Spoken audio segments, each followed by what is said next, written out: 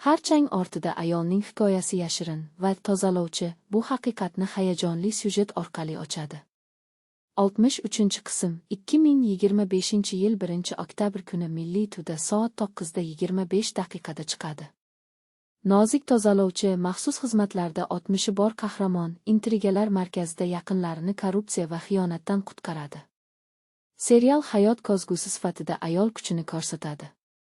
Birinchi qismlardan tozalovchi dinamikasi bilan tortadi. Shablon yoq, har burilish o'tkir pichoqdek. Qahramon oddiy mehnatkor niqobida ilhomlantiradi. U adolatsizlikdan olamni tozalaydi. Aktyorlik choqqida his-tuyg'ular tomoshabinga yetadi. Dialoglar achchiq, milliy saundtrek chuqurlik qo'shadi.